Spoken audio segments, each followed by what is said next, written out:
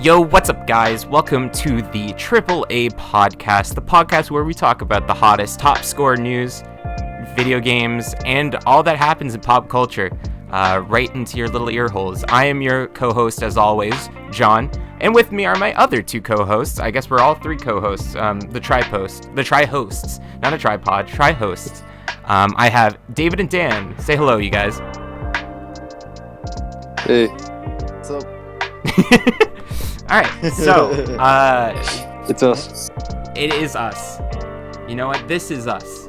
TV show that came out in 2020. Do you know what also came out in 2020? Video games. Video games, among other things, came out in 2020. But we're going to be talking about the cream of the crop, in our opinions. So we are going to be ranking our top 5 games of the year of our Lord 2020. I guess it was last year.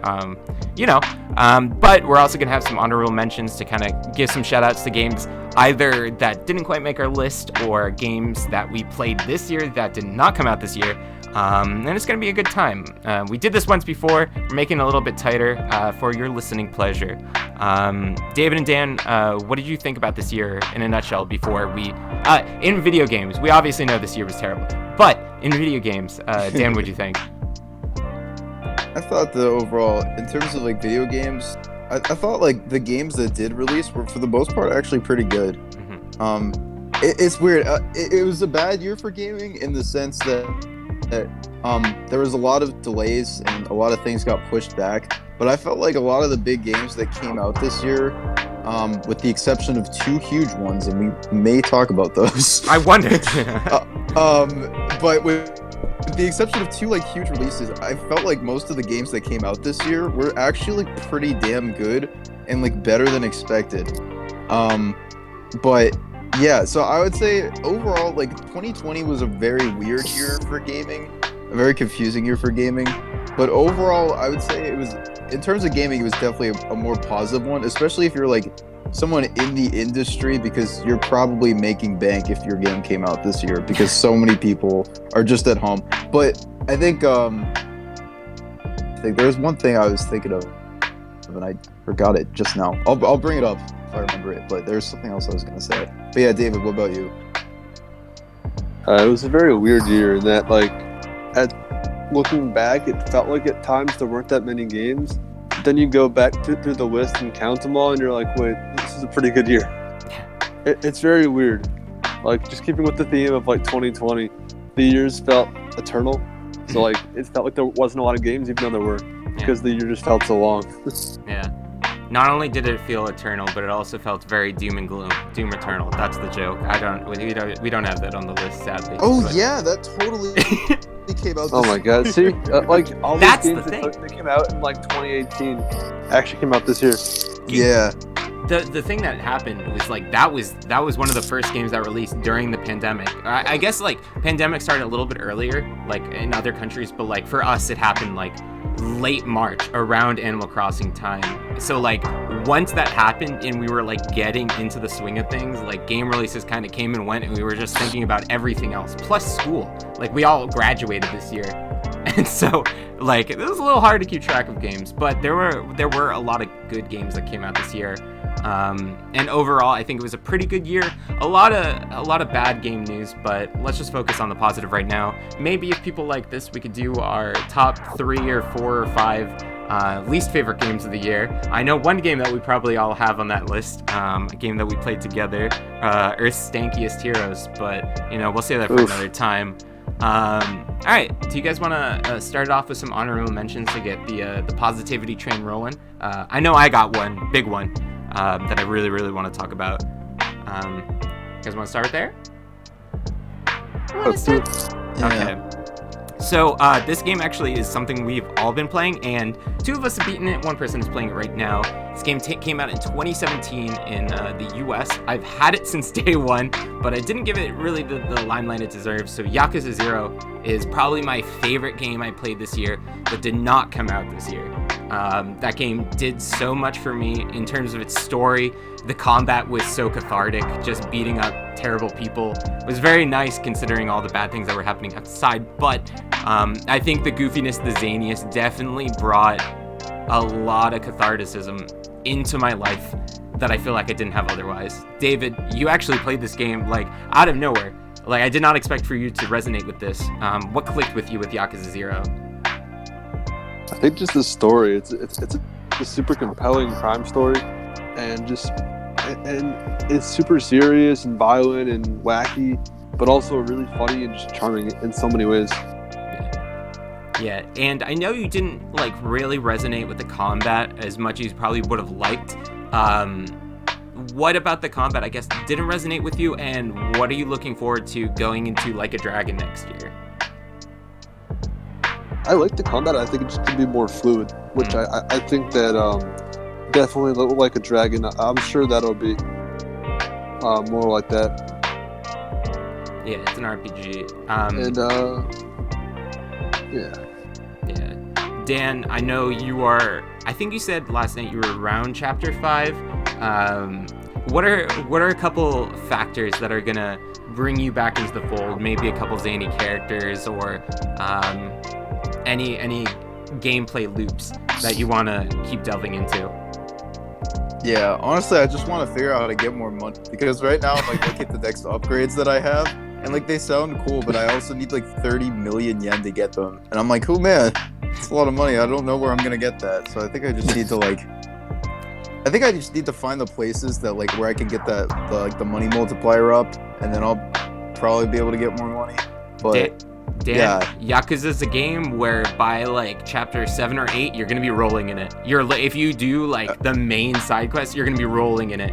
It's not gonna even be a factor. Gotcha. And those are very fun too. Those. Okay, cool. Yeah, like much like I feel like Mario Party is made by the mini games. Like Yakuza, weird comparison, I know, but like Yakuza has those moments of levity that like in between stress and like the gripping story, but those moments of levity and like exploring the world through a different lens than just a Yakuza lens. Like you're a real estate agent, you're running a cabaret club. There's a lot of depth in there that kind of keeps you going. You could be looking at porn, you could be karaokeing. There's so much there, and it's a series that caught me so off guard when I first because like I found like the card. I mean, karaoke's not that weird. What are you talking about?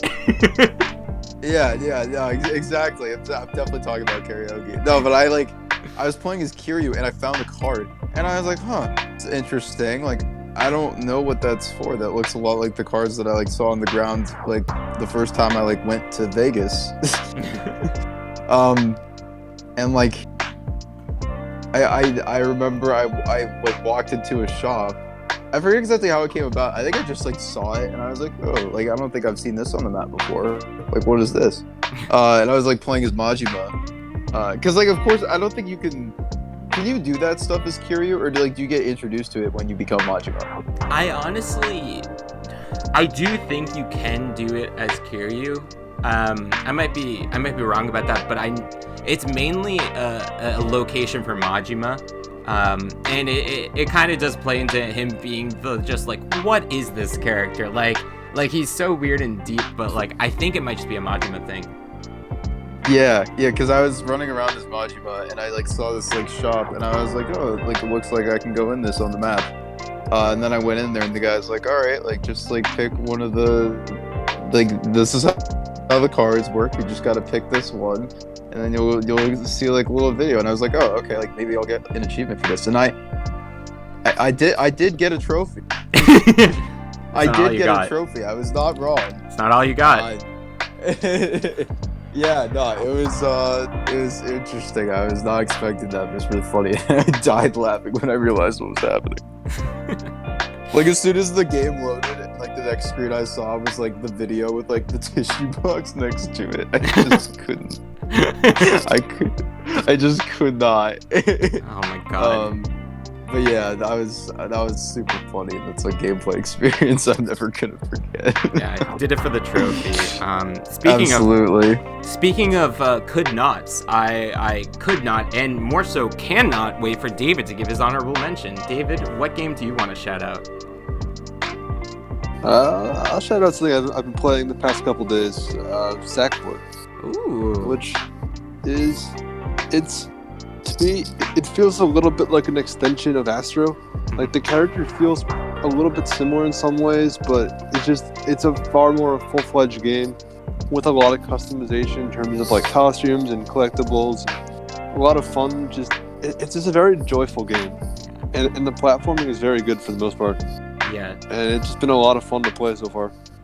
Honestly, yeah.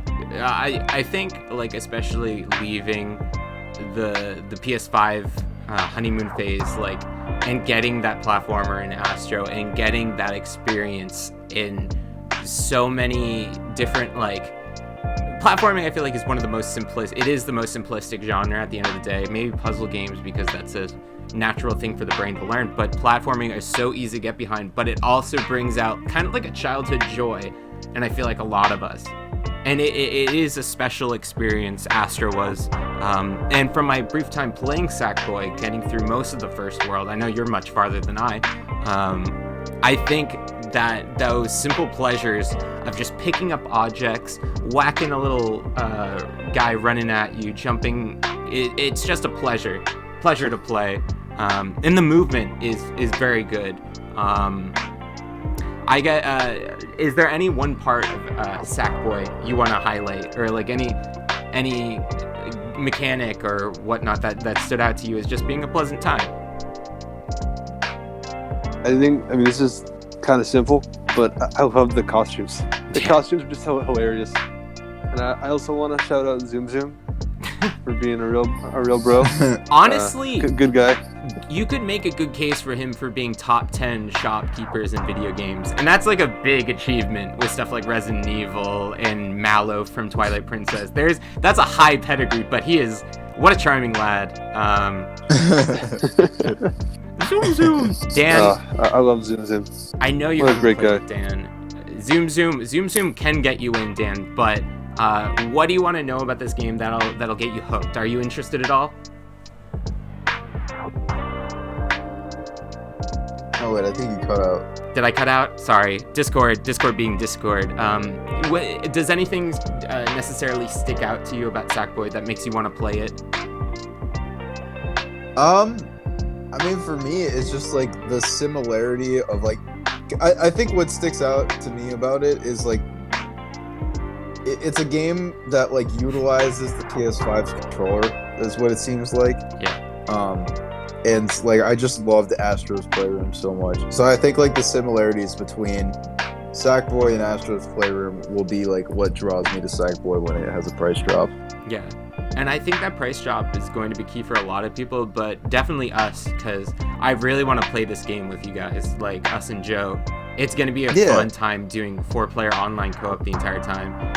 It seems cool. It seems really cool. Yeah, and that's finally out. That's finally a feature that they did delay it, but it is now officially in the game. So whenever the next price drop or something happens, I feel like we should definitely make the drop on it, I guess.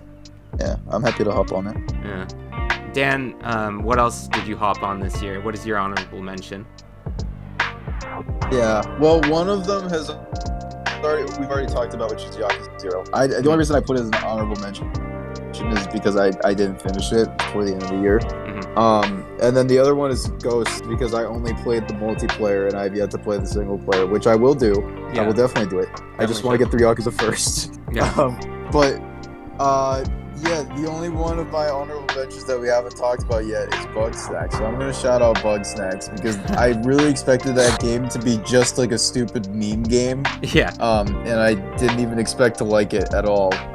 And it was surprisingly like funny and like charming and insightful, which was really weird. I did not expect it to be insightful, but like it was a very insightful game. It has like cool, interesting characters.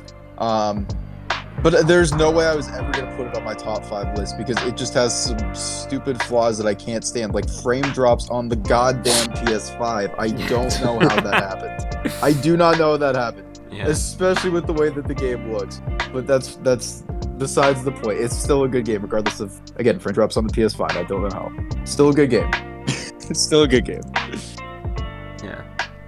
Yeah, and I think like Bugsnax succeeds most what you were hitting on. I feel like the heart. It has a lot of heart that I feel like it does have a lot of jank. It does have a lot of those moments where you're kind of just frustrated or confused, but I think at the end of the day, just the mood of the game, just the allure of it, I guess, like the beating heart that is Snack Island, Snacksburg, I don't even remember, but that kept us playing. Yeah. Like, we all beat that game. It was a game that was free, and usually when that happens, it's like we all give it a shot, and it's like maybe this doesn't resonate with us, but I think something about Bugsnax kind of just hit different, I guess, in a way that I don't think a lot of us were expecting. I definitely didn't think I was gonna like go for the platinum in that game and see everything that game had in store. I loved playing that. David, what about you? I liked it until the last hour. Yeah, we can. Let's just touch on it a little bit. That last hour is wild. It's definitely some life scarring shit. It's a good twist, but it's definitely super uncomfortable. Yeah, and the last section also we've talked about pretty in depth before, and I think we're all in agreement. I know David mentioned like one of the last times we talked about it when like we were all watching Joe go through it. Yeah. A lot of the tools feel like they're designed to be used at like your own pace. You know, it's like it's like you don't have to like rush things a lot. Like there's no like time limit in Bugsnax. You know, you just like have as many tries as you want to like catch all these things. In the last act of the game, it like forces you to like do all these like mini games to like kill the Bugsnax to make sure they don't like infect your teammates. And yeah, it's just like the time limit basically is like it's not really a time limit. It's more like you can't let your characters eat like a certain amount of the Bugsnax, otherwise they'll like disintegrate in horrifying fashion. Yeah.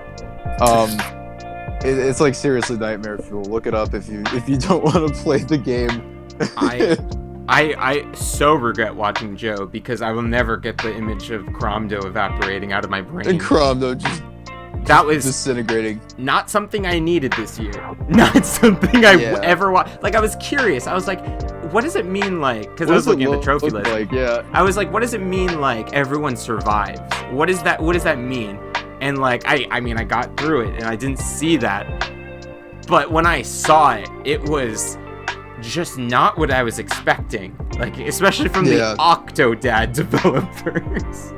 You know? Yeah, very, very unsettling stuff for sure. But it was, that final section, they're kind of like rushing you through all these mini games and you're using the tools in ways that like you never have.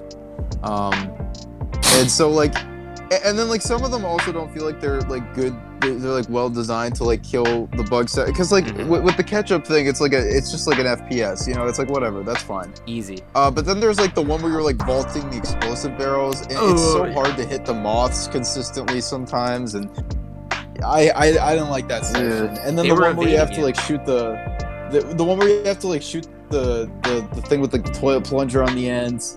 That one's a little tough too, but it's not as bad as the worst one was definitely the one where you have to launch the barrels. But yeah, it's like they weren't designed for like the things that they're trying to do. I felt like.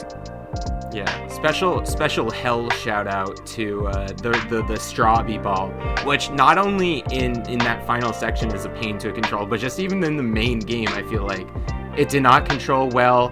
I hated playing on the like group chat because everyone could just hear the adaptive trigger just like destroying everyone's eardrums. Like, oh, and now someone brought their PS5 into a construction zone. I don't understand why this is happening, but even Astro had a little bit of that, but I feel like it was more prominent Bugsnax. Agreed. Yeah. I'm personally content just giving one honorable mention. Does anyone want to give another? I guess. Never mind. Small shout out to Astro's Playroom. We've talked about it. It's great. It's free on your PS5. Go play it. I feel like even just talking about it kind of dampens the experience because discovering all those cameos and the charm for the first time was just so magical for me. True. Yeah, Good game. absolutely. I actually have it in my top 5. Oh, well, let's start there. Do you want to talk about Astro? Yeah. Yeah, I can. It's number 4 on my top 5. Well, okay. Yeah. I guess we'll get Yeah, to it later. I don't know if I should I read. How do we want to do this? Do we want to like read off our top 5s? And Nah, then kinda, no. go through the games that we overlapped. Let's just do. We'll go in a Okay. circle, or I guess a line because we're on Discord and not actually with each other. But we'll do like our top 5s. We'll go to our top 4s. 3, 4, 2. Wait, did I 4, 3, 2, 1? Wow, I need more coffee. That was. Okay, so we'll start at 5, then go down the list to 1. But the only question is, who's 0? That's what I want to know. Yeah. Oh my god! Don't get me fucking started. Oh, there's like 2 people. With alright, 0, David. It's so complex. I won't toss you back in that rabbit hole. Dan, are you gonna give 999 a special shout out? Is this your 999 is a great game, and you should totally play it. But also make sure that they know that that was the spoiler that I just said. Spoiler Oh alert my for goodness. a DS game from like 2008, 6, 7? Yeah. I don't even Zero know. Escape the Notary Games is great, and you should totally get it. But oh my goodness, that last act was such a plot dump. Yeah. It was good plot, but it was so confusing. Yeah. Anyway, yeah. So do you want me to like start at number 5? Yeah, absolutely. Because number 5 is a game that we can all talk about. My number 5 of the year was a game that I have such an incredible love-hate relationship with. The Animal Crossing New Horizons. Oh boy, yeah. So I'll start with the positives, and then I will go into the shit that I hate. Mhm. Because this game has things that I love and things that I hate. The things that I love. The game is gorgeous. It looks incredibly beautiful on the Switch. I feel like it looks like how a Switch Nintendo like Animal Crossing game, like it looks like how I expected it to look, which is more than I can say for a number of franchises Yeah. that are on the Switch now. Mhm. And so like I'm happy that the game looks great. Like aesthetically, it is beautiful. The art style is extremely cute and adorable. All the villagers look great. And like, you know, I like the whole new feature where you can like terraform the island. I think Yeah. that shit is like that is the coolest new addition in my opinion in terms of like customization that they added. Mhm. Nook Miles I think were a good addition because it adds like kind of a sense of progression, which the other games didn't really have. And same with the crafting. I like the concept of crafting. The execution we will talk about later. And I also like I'm trying to think what is like there's one more thing I had on my mind that I was gonna talk about. Museum maybe? Oh yeah, I like the different furniture sets, but they Oh, yeah. kind of nerfed those. Yeah. But yeah, I like all like the furniture sets and like the biggest thing I think that Animal Crossing New Horizons has going for it is the fact that in some ways there's a lot more like customizable things that you can do. Right. Like I like the custom paths and stuff, and like the custom, like you had all like the memes on your wall. You could do like the custom paintings and stuff, Danny and like DeVito that was floor. really cool. Yeah, exactly. Like I don't think you could do that in like any other Animal Crossing before. So I like that shit's cool. I you think know? the Like, tiles that's you awesome. might have been able to do. I know You you might could. have been able to do. I remember you being able to do like QR codes and having like paintings and stuff, which you can do in this game, but I don't know if it was like you could just make that I think you could make that the floor in New Leaf. I want to say you could because I Yeah. remember making a custom one. But sorry, I didn't mean to take a point away from Animal Crossing for you.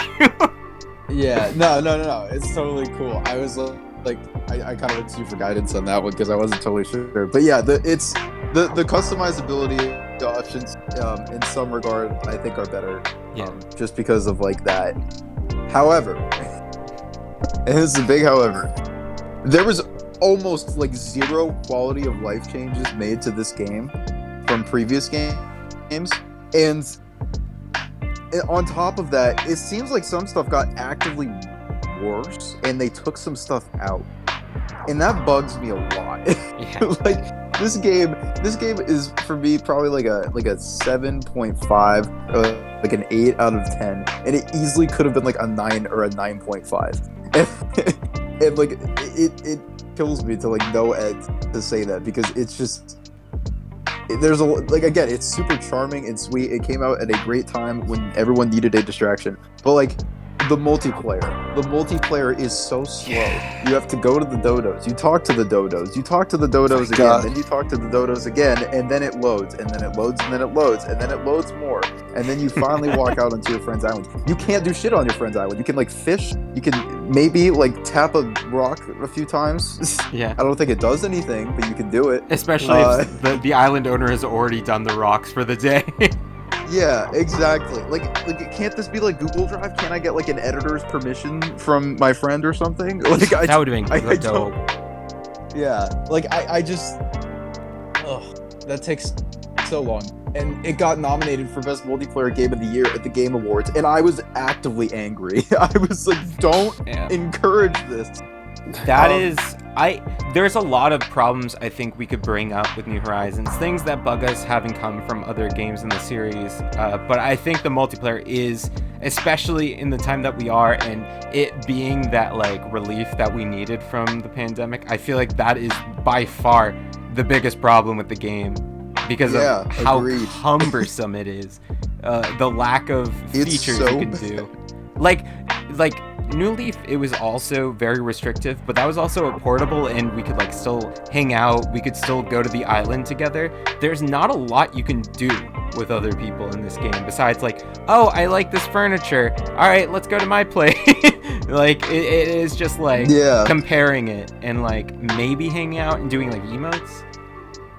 Yeah, exactly. And then like on top of that, there was the local multiplayer even has issues, because like you can only have one town on like a Switch, which is such a weird restriction that just like doesn't need to be there. Like just doesn't. And you can't have two houses. Yeah, you can. Yeah, you can't. Okay. You can have two houses. Can you? Yeah, every user gets like, his own house. Yeah, there's like. Yeah, every user gets the house, but there's like weird restrictions that they like put on the game's multiplayer locally, and like I don't get it. Like, why can't we just have fun? Like, what if I wanted? Like, because I know that there's probably plenty of families out there who like have a Switch and 2 kids, and both of them want to play Animal Crossing, and they both want different islands, but they can't have that. And like, why? Like, why can't they have that? Like, what is that doing? That's like so bad. I think it is they just want to push, because Switches are way more personalized than like the Wii U was. I guess true, yeah. I guess more so GameCube like and the Wii, because Wii U didn't even have an Animal Crossing game. But yeah, and even then, I feel like the second and third and fourth, or how many other users do it, are basically just along for the ride. Like the first person still has all the customization options. Like I don't even know if players 2 through 5 or whatever can like terraform or anything. Like they can't make decisions. They're just there to collect certain items that people maybe haven't picked up already. It is a glaring flaw of the game, and something that kind of is just like, hey, buy your own Switch and pay us more money for another copy of Animal Crossing. It's kind of just what it feels like. Exactly. And I think for me, after the multiplayer, you know, because like the local multiplayer thing didn't affect that much, but after like the online multiplayer flaw, the thing that really I think ruined the game for me, like what burned it out, was the crafting system. Because even though the crafting system is cool and it has depth to it, it is so slow. It is so slow to craft what I wanted. And then my tools would always break, so I'd have to craft new tools. And then it was like, but I just want to be able to do things on my island, and I could do that in previous games. And in this game, it's like I shovel like maybe like 20 times, and then it breaks, and then I have to craft again, and then it's just, oh my goodness. I had so many flowers on my island, and I would like want to water them, and then my can would break, so then I have to craft another watering can. It's just like, how can a water can break too? Like what? Like, oh no, too much water came out. It's so weird. Yeah, how does a slingshot break? I had to talk about the negatives of this game. Like, I don't mean to be this way, because again, I put it in my top 5. I like the game. The game is good. It's a great game. Yeah. On top of all the things I just mentioned, and the game kind of being like a little bit bare bones at release, if I'm being honest, because they're still adding features into it. Yeah. This game launched with less features than New Leaf had. And that's just frankly ridiculous to me, because like it's the next installment in the series. Yeah. And so, you know, I think the game is great. I don't think enough people talk about the flaws of this game because they just get so charmed by it, which is understandable, again, because the game is really charming. But you know, I don't think that people talk about this game's flaws enough. Yeah. Aside from the multiplayer, people do talk about the multiplayer. Yeah, people complain about the multiplayer all the live long day.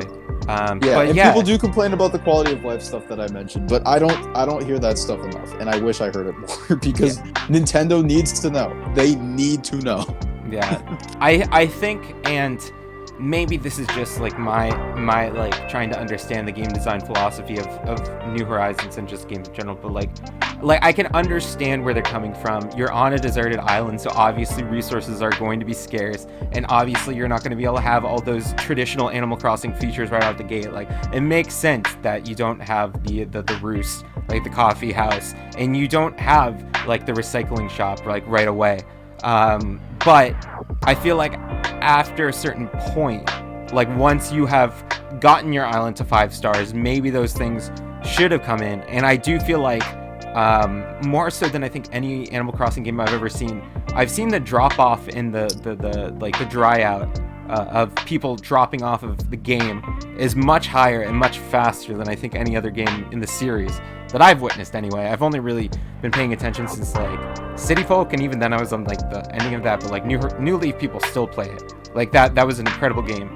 And I think those flaws are super prevalent and definitely contributed to my, and I'm guessing David's drop off of the game quite early on, like around the Easter event. I was just done. Like all those problems boiled up when my stuff was breaking and all I got were eggs. The constant eggs. Yeah. And then also the last thing that I will say about Animal Crossing New Horizons that I was disappointed with, that I don't think I've heard nearly enough people talk about, the dialogue. The dialogue is like, the dialogue that's there is charming, but there's not enough of it. Like, why do 50 of my villagers want to work out all the time? Like, why? Yeah, I think it's kind of personalities.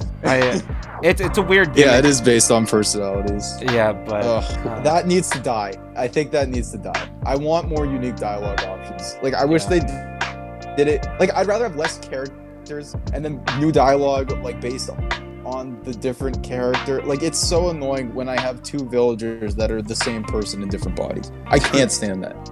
I cannot stand that. David, you want a chance to talk about? It didn't feel like that in previous games. Maybe Chris Pine came back in one of their bodies. That's what happened. Maybe he did.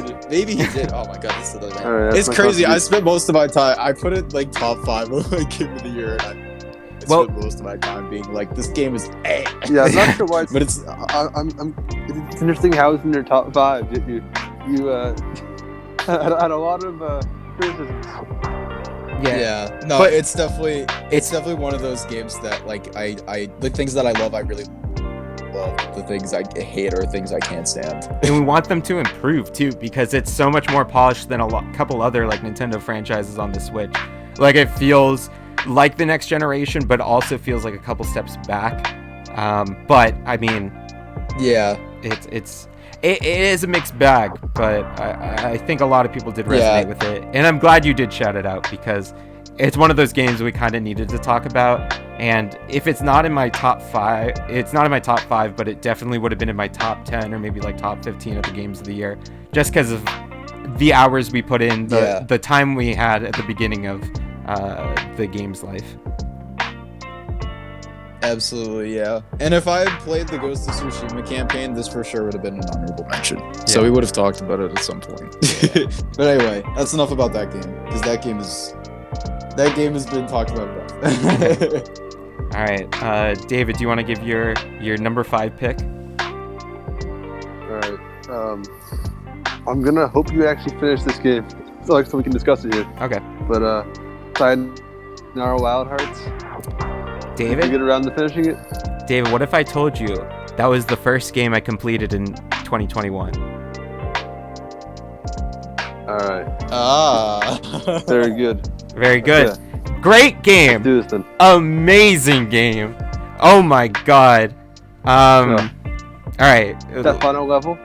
That final level, Oh, that final Insane. level is something. the tarot card. Oh. I died so many times in that level, but it was so much fun. That's it. It is. The music itself. Like I don't even care about the game's great too, but like the music just on repeat is just so catchy. Yeah. So good. I got it on sale. Yeah. Oh, Nice. good. There. David, for the And uninitiated, do it's you want to just- give a little synopsis of like what Sayonara Wild Hearts is? Yeah, it's essentially just like an album that you play through. That's so. In the simplest of terms, and it's just like a really catchy, like kind of like pop album. Right. And it's not a very long game, but the music is super catchy, and the levels are just well designed, very colorful, and just all very distinct and very fun. And it's just it's an experience. It's something that like it looks amazing when you see it how it looks, but like When you're playing through it is just a completely different experience. Yeah, my best description is it's Star Fox crossed iTunes Visualizer mixed with like Dream Pop, which is just the most John game I feel like has been created. Like if there were RPG elements, it would have been my like #1 game of all my time. God. Dear Lord, that game is incredible. And it's great because like it's the kind of thing that like anybody could probably complete, but like but to like master the whole thing Mhm. takes way more time. It's very challenging if you want to try to like get the highest scores and everything. Yeah. But Yeah. you could definitely just like go through it more lackadaisically and just finish the game like all bronzes and just really enjoy it without having too much stress. Right. Yeah, and I think it is that replayability that definitely does give it a lot more depth as well, because those songs are so good. You will easily get your favorites, like Begin Again, Inside, Sayonara, Wild Hearts, Never Die. Like, just incredible songs that are great on their own, great when you're just listening to them, but playing through it and seeing how the song kind of interacts with the world is something that very few games can pull off as well as it does. I have to say the only reason that you might not beat it is if you get stuck on the menu. Yeah, The menu music is incredible too. You just listen to the music no, and you just honestly, can't like, it just- progress the game. It gets you in this incredible rhythm. It's hard to move past the menu sometimes. I must admit. yeah. It was in my top 5 for my Spotify Wrapped in 2019. It was in my top 5 albums, or one of my top 5 artists, because I listened to that album so much, and I didn't get same. around to beating it until like January 1st, 2021. Dan, you really owe it to yourself to play this. It's a game that I've been recommending to a lot of people who have gotten newer consoles recently. Like there are a couple of people who were like, yo, I'm getting a Switch, obviously I'm getting Breath of the Wild, what should I get? And I'm like, oh, you get this and this, and depending on the person, depending on their music taste, I'm like, also you should try Sayonara Wild Hearts. It might not seem like your thing at first, and it might be a little bit tricky, because it is tricky, it is hard, and it can be a little discouraging when you die, but checkpoints are so lovely, and the song is so good. Songs are so good that I feel like it doesn't like hold the game back. It's a nice like Right. an hour and a half, 2 hour ride. So I would recommend it to just about anyone. Yeah. And Queen Latifah's the narrator. It seems like a cool game. So Queen Latifah. so like what are you doing? Just do it. Jump in. Yeah. Jump in, babe. Do it. Do it. Yeah. Good pick, David. I am glad that I finally beat it. I'm probably gonna do the full album, which is like you go through every level in one go as opposed to selecting each one. Probably in like a day or two. I'm Well, I getting think the you have to itch unlock again. it, don't you? Yeah, but you have to just beat the game. Wait, I thought you have to get No, what's the mode you unlock by getting all golds? I do not know. I guess there's even more replayability there's than I thought. mode. Yeah, I don't remember exactly. Interesting. But there are 2 different modes. Ooh, I might have to get all golds then. Yeah. Yeah. All right, so this one, it's my time to do my top 5, and this one it's tricky because I have 2 games here that I could put as my number 5, and after that, the next one to go to my top 4. It is, do I want to talk about something that doesn't, it feels like a complete experience, but not necessarily a full game, or is it a game that I've already played to death? And I feel like in the stake of the conversation of new experiences I had in 2020, I kind of do have to, on a technicality, I could put this at my number 1 spot. I'm just saying, I have to put Xenoblade Chronicles Definitive Edition at my number 5 slot. It is a game that I've loved since I made my mom drive me an hour and a half or so to get the last remaining copy at a GameStop in like New Hampshire to get, because I heard it was good. Yeah, the Wii version, I went out of my way an hour and a half to get it because it was so rare at the time, and I really wanted to experience it. And then I didn't beat it. I did not beat it because that is a long game until the 3DS version. So I've played this game before, and yet there's something about Xenoblade Chronicles Definitive Edition that kind of made the experience feel like a brand new experience. I was seeing the game like for the first time again, and I was not expecting it. I knew I was getting it day 1. I knew I was going to love it because that's one of my favorite games of all time. The story, the characters, the gameplay, the music, all incredible. But not even just the facelift, but the quality of life enhancements and that extra bit at the end, that new epilogue, definitely added to the experience and made it an even better game. It went from a 10 out of 10 game in my book to like a 10.5. It's those little touches did a lot for it, but it's not something I feel like I could talk about because I've experienced that before. But I really want to hear David, because David beat it for the first time. I know this is later on in your list, but do you want to just briefly talk about it and then save your full thoughts for later on? Yeah, sure. Well, it is. The story is incredible. Lots of great twists that somehow keeps you engaged throughout 70 hours, which is really hard to do. I mean, most stories kind of drop off and drag, and this one never did. There was a crazy twist at every turn. Yeah. And then right at the end, they had even more twists, which seemed impossible. Yeah. You can't stop the game. And I mean, the combat at first is a little bit like overly complex and confusing. But like once you settle into a groove a little bit and get the hang of it, like it's definitely more manageable. And very fun just like to do like, I mean, the amount of encounters you deal with, like, and the combat doesn't get stale really at all, is really impressive. There's just, and especially like just the cast of characters is really fun to like change around, find different mixes, and then just exploring the world also is, it's a really, really big world. Yeah. It looks really, really good. Once you got a good rhythm going, you're really feeling it. Oh man, I love Xenoblade Chronicles Definitive Edition. It's, I guess this experience this time was the first time I've ever 100%ed the game, so that was a lot of fun. I did all the side quests, beat all the super bosses, collected basically everything I wanted in the game, and you don't even need to do that to get like the best possible experience. It's a game that seems so very daunting, but anyone that I've recommended it to and has played it knows it's just a very special game. Dan, you gotta play it. I know you watched Chugga's Let's Play. I will get it. I will get it. I will definitely get it. Yeah. It's not a question of if, it's a matter of.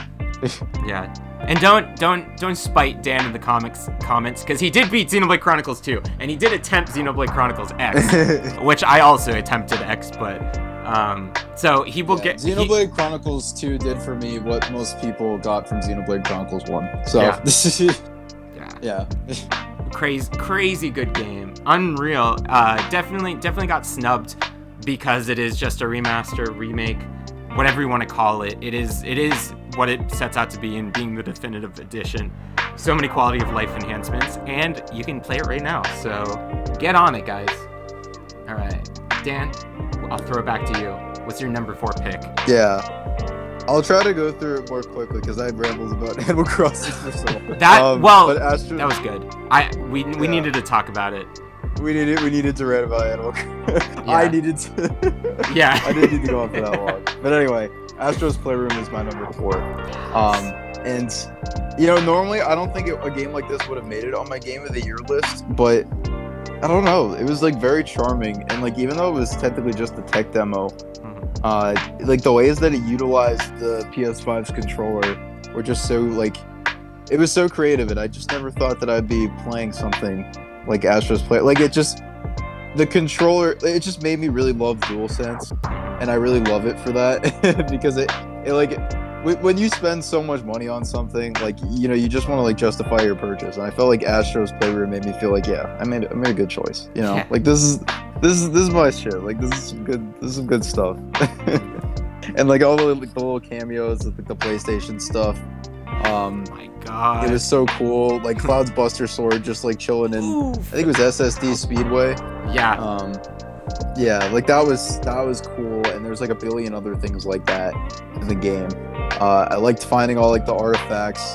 I liked cracking open the balls from the machine and like getting more artifacts from those, and like puzzle pieces. And yeah, it's a wonderful platformer, wonderful collectathon. It comes on your system, just super cool.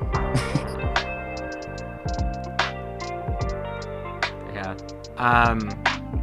Okay, so Astro's Playroom is very cool because when you think of next gen and you think of next gen experiences, like obviously you're going to jump to the bigger budget games. Like obviously Miles Morales was great, it was fantastic, and obviously like Demon Souls you guys haven't played, but it is that full-fleshed, full next gen experience that you want to play. Astro's Playroom sits in this very weird position where I still kind of feel like it was the most next-gen game I've played on the PlayStation 5. Like, the way it brings in this new aspect of gaming, bringing in the DualSense and making it seem like this was a good purchase. This was a crazy new invention. It made the controller itself feel next gen in a way that I was not expecting, besides just the specs of the console. It looks great, it plays great, every game is enhanced, or most games. Some games run terribly, but Astro's Playroom sits in a really cool creative spot where it sparked that joy and it felt next gen. I'm still playing the speedrunning levels because it's just so much fun to compete with a lot of people. Even if some people in my friends list are in the top 10 in the world, and I can't compete with him, Jeff Grubb. Fuck you, Jeff Grubb. I can't even. Anyway, David, what do you got to say about Astro's Playroom? It was really cool to see how the controller did all these things, but I don't know. I think Astro moved down my list a little bit as they played Sackboy. Because Sackboy, not that like Astro couldn't be the better game if they expanded it. But Sackboy, it just feels like Sackboy feels like kind of like what Astro would be if they made it into like a full-fledged game. Right. Yeah, that makes a lot of sense. Like it makes me excited about the possibility of seeing like a 10 to 20 hour Astro game. That's something we have to be getting, right? Like we have to be getting that. I think at some point it's a possibility for sure. I feel like, I don't even know if Sony expected people to like Astro as much as they did. Because imagine if they not only they had cameos of PlayStation characters, but they gave Astro like all the costumes. Oh, David, what are you it'd be doing so to my funny to heart? give him, like, That's basically what Sackboy does. Yeah. Sackboy, you can literally be Jin Sakai, and you can be only if Norman you Reedus. have the more expensive version. Yeah, it's like the deluxe version of the game. Yeah. It'll probably be on sale for very cheap at some point. The PS5. Oh, I hope so. Yeah. Astro, I'll buy it just for that. Astro, I feel like definitely will get a sequel because Astro's Rescue Mission, which is like the VR's flagship title. So this kind of being like the flagship first game you play on your console, I think it created a lot of buzz where maybe they weren't even expecting it. Like, I think it came out of left field, like, oh, and we have this game that shows off your controller. They turned around and were like, but also we have these games. And then the Astro just grew in size and everyone was like, oh, we love this. Give us more. And they're like, what? Really? Okay. Like, I think they've been teasing we're getting more Astro in the future. I think it's going to be hopefully sooner rather than later, but I give them time to make an even more fleshed out experience. But yeah, Sackboy is the complete platforming game at the PS5 launch. Who knows what we're going to be talking about in 2021, 2022 if Astro makes a resurgence, but great game. Absolutely. David, what's your 4? I got Spider-Man. Yo. Okay, I have that at 3. Funny thing, because that's my number 4. So all three of us get to talk about Spider-Man at the same exact time. Yeah. What a surprise. Honestly, I feel like I would have had a very similar list to you guys if I just played Ghosts. Yeah.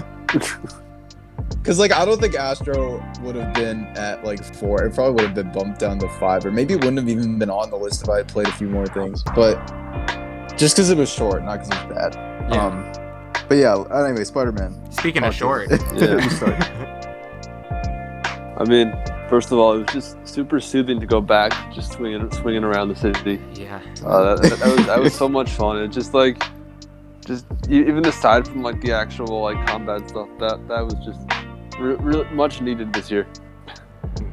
And then also like it was really cool to all the new Venom powers to give Miles a very different feel than Peter, a more like I guess in a sense more out of control.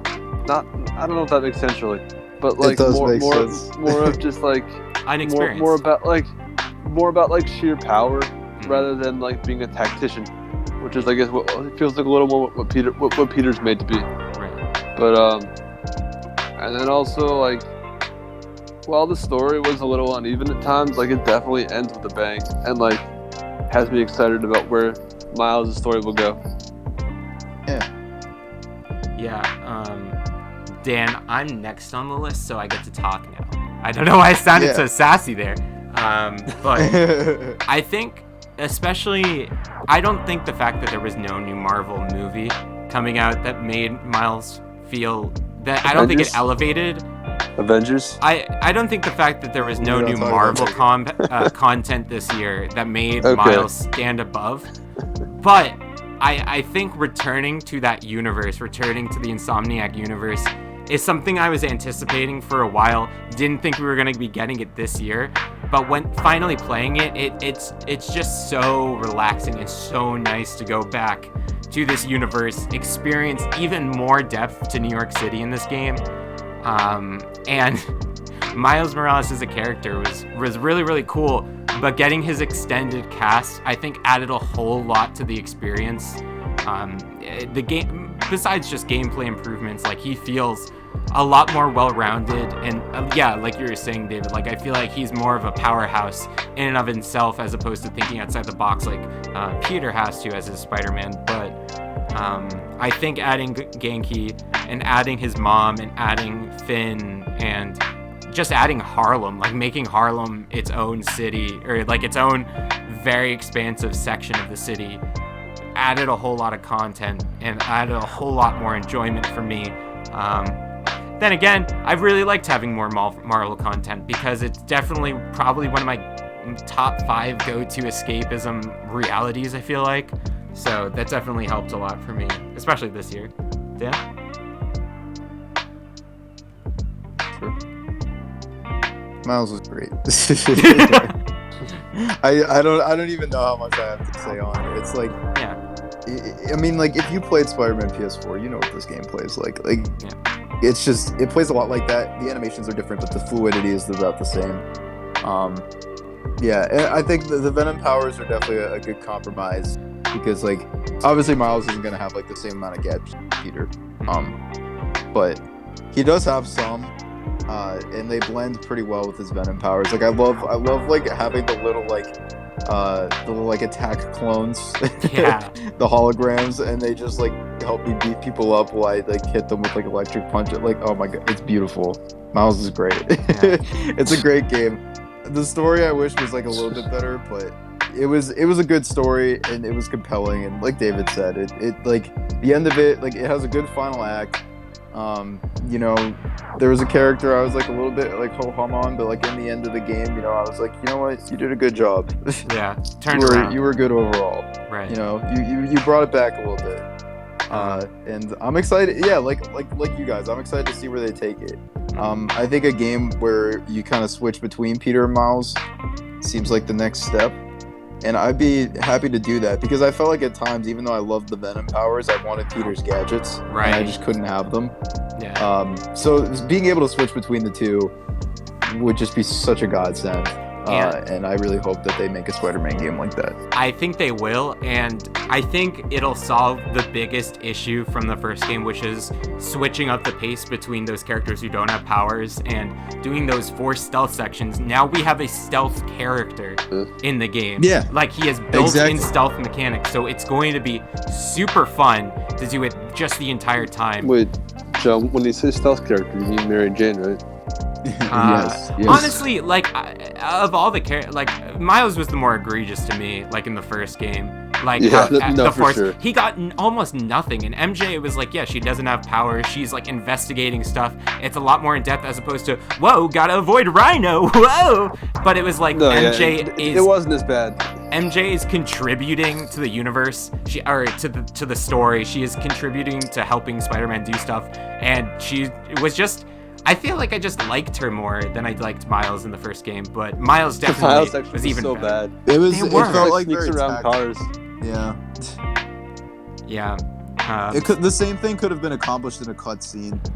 Absolutely. Yeah, Miles just climbs over, and then Spider-Man's like, all right, I got you, kid, or whatever. Yeah, exactly. Like, 2 seconds, boom, done. And so we had to waste, like, 15 minutes on it, which, like, isn't the worst thing in the world, but, you know, it's like, I could have had that back. They had human physics, and they had Spider-Man physics. They had to use both. Yeah, exactly. But, yeah, Miles, great game. Wait. Okay, John, what was your 4th game? That was also Miles. Oh, okay, it was also Miles. So should we move on to 3? Yeah, wait, so Dan, that was your number 3, right? Yeah, it was my number 3. All right, David, it's back to you. Wait, hold on. Wait, but how about Dan's 4? What was his 4? He did Astro. Oh, wait. Oh, you're right. Wait, John, do you want to do your 3? Because I took your 4 also. We can talk about my 3. What is your 3? Is it Ghost? My 3, this might surprise you. My number 3 was Hades. I thought you had Hades too.